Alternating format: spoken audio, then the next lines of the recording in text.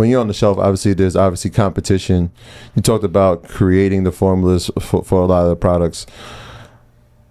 How do you protect it? Is there a patent that you have to go after in the beauty industry? Like, what is that process? We know, like, a lot of times when you name a product, you trademark it, but this is a little bit different. Yeah. So how do you protect the brand from dupes? Yeah, and super important to do from day one.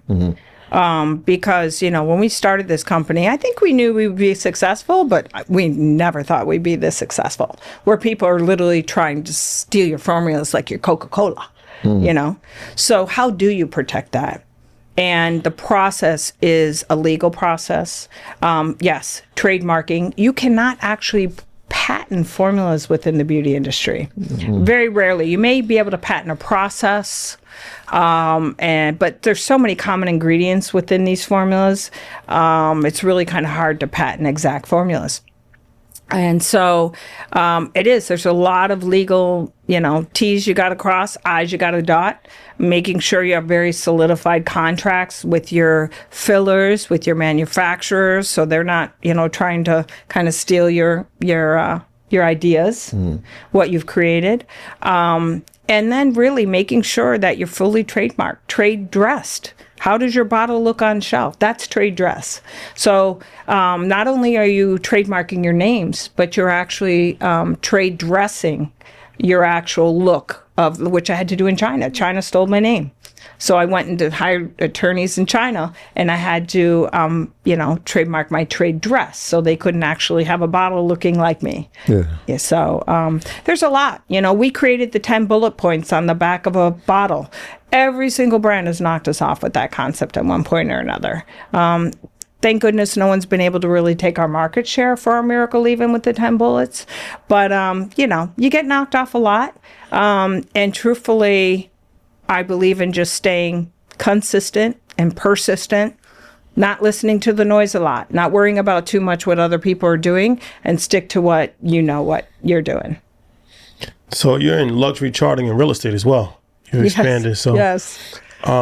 What's your philosophy when it comes to that, and how have those businesses worked out for you? They're good. As you expand your empire, you realize you got to do something with that money, right? So everything becomes a business. Everything. The buildings you buy to put your businesses in, that's a business. They rent them back from you. And then start buying all the land around it. Start becoming a commercial real estate entrepreneur. I've always been in real estate anyway, since I was in my 20s. It actually helped fund some of my first companies. I was buy homes and flip them. So residential real estate as well, I'm into. And then as far as, owning a plane, owning a boat, everything's a business. Everything can be chartered, everything can be rented. And ultimately, yes, that's part of leisure. Those are the leisure things in life. Yes, I fly around privately, but it's a self-funded business. Yes, I have a boat, but it's chartered. It becomes part of my business. My business uses my boat. That becomes part of the business. Everything becomes a business in life. So, it's interesting because definitely is business savvy and fits right in with a lot of things we talk about.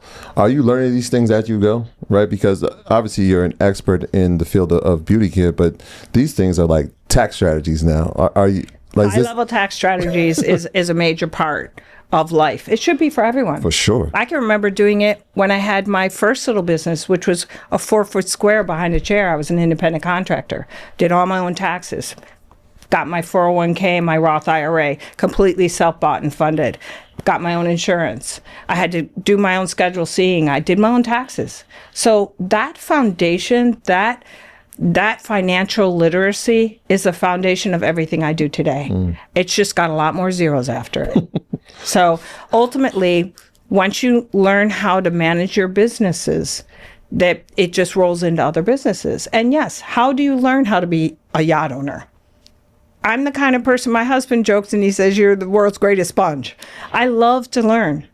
It's a big part of my enthusiasm about life.